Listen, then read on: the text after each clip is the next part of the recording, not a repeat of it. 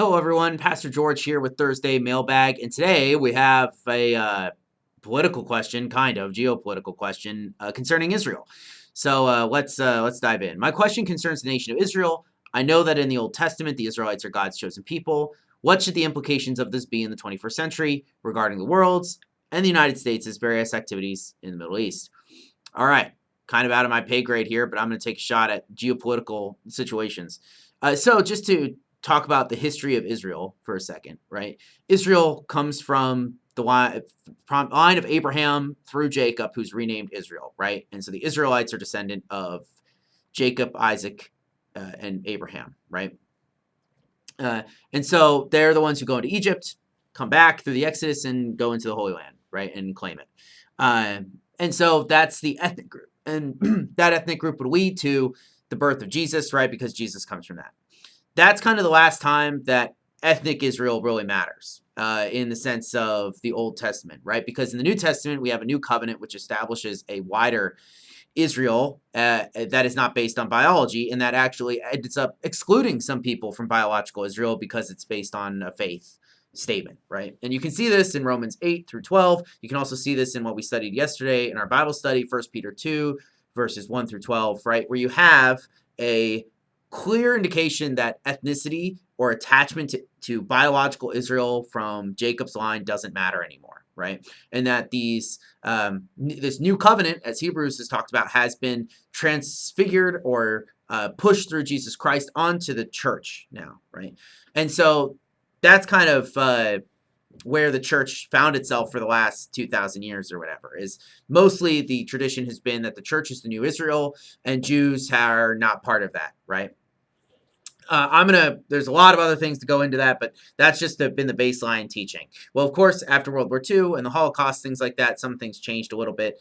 In general, a softening attitude towards the Jewish people was adopted by Christians across the spectrum. But especially, there started to arise a movement that taught that the establishment of the state of Israel was important for Christian theology.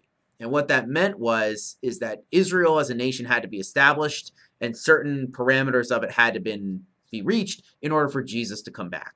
Now, this is not scriptural at all. This is based very much on, I would say, a skewed reading of Revelation, and it has no basis in what the church has believed for 2,000 years.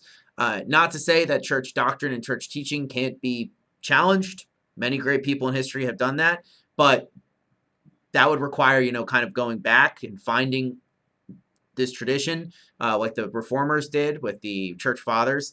But you can't really do that with this kind of dispensationalist view of history where Israel has to be established. And what this has led to is it's led to a lot of Christian groups supporting the state of Israel, not just through like normal means, I guess you could say, but also through pretty radical ones, like going over and helping to build settlements in the West Bank and stuff like that, which I think is foolhardy. And then I actually think that some Jewish nationalists really play off them in order to get them to do this work for them so they don't have to take the blame for it. And so I don't think it should have any implication for the way the United States or the world carries itself in the Middle East, because I side with the church tradition on this one, that Israel as a nation, or as even the ethnic group of people known, as Jews, have no relation to what the church considers Israel, because it's now transferred to those people who belong to the holy race, the royal priesthood, as Peter says in 1 Peter, that are under Jesus Christ. Then that's Israel, right? And or as Paul relates it to the fig tree that has been pruned, where some have been cut off and others grafted on, right?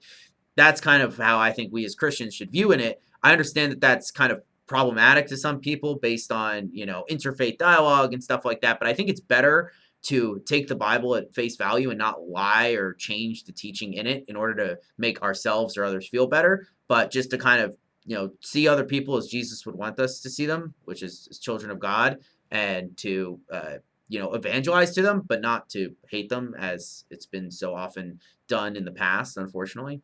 So I would say that it should have no implications for today. And if we are going to deal with Israel or other countries in the Middle East, we deal with them as countries unattached to the biblical narrative or having any relevance to Jesus coming back. I think that would be better for all people involved. Doesn't mean you can't support Israel or other places, but it just means that you shouldn't use religious reasons to support it. Just use geopolitical reasons. All right, good question. I will see you guys next week for more mailbag and theolog and stuff like that. And I hope you all have a wonderful Thursday. Peace out.